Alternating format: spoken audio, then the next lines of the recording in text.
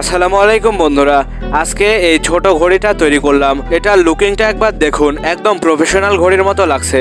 এটা একবারে ছোট কম্প্যাক্ট সাইজ এবং ডিজিটাল ঘড়ি সব মিলিয়ে একবারে সেই হয়েছে। এটা একই সাথে টাইম, ডেট এবং সেকেন্ড শো করে। তো চলুন বেশি দেরি না করে এই ঘড়িটি তৈরি করা আপনাদের দেখাই। আর আমার চ্যানেলে নতুন হয়ে থাকলে চ্যানেলটি সাবস্ক্রাইব করে সাথেই থাকুন। তো দেখে বুঝতে পেরেছেন ঘড়িটার বডি তৈরি করব পিভিসি পাইপ শিট দিয়ে। তো চলুন এটার মাপ দিয়ে পিভিসি পাইপ শিটগুলোকে কেটে এটার বডি তৈরি করা শুরু করি। আর কয়েকদিন আগে ফেসবুকে এক ভাই কমেন্টে লিখেছিলেন যে পিভিসি পাইপ কিভাবে শার্ট করি। তো পিভিসি পাইপ শার্ট করা খুবই ইজি, হিট দিয়ে এটা খুব সহজে শার্ট করা যায়। পরবর্তী কোনো ভিডিওতে সেটা আপনাদের দেখিয়ে দেব।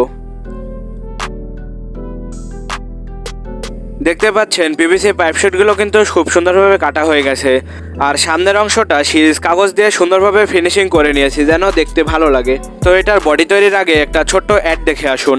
আসসালামু আলাইকুম বন্ধুরা, আজকের ভিডিওটা স্পন্সর করেছে অনলাইন প্রিন্টিং স্টোর। তারা আমাকে এই টি শার্টটি বানিয়ে দিয়েছে। তাদের প্রিন্টিং কোয়ালিটি এবং ফেব্রিক্সটা খুবই ভালো।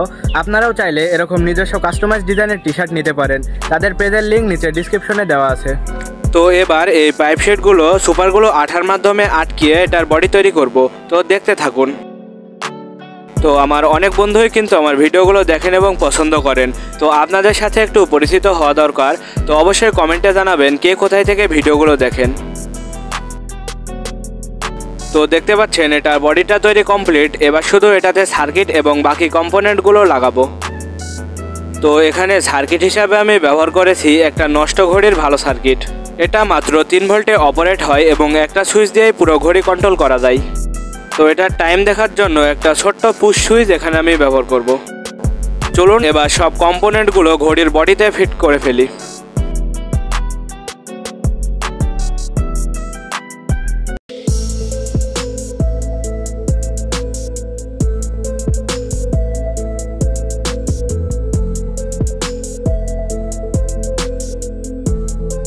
সো দেখতে পাচ্ছেন আমার কানেকশনগুলো কমপ্লিট।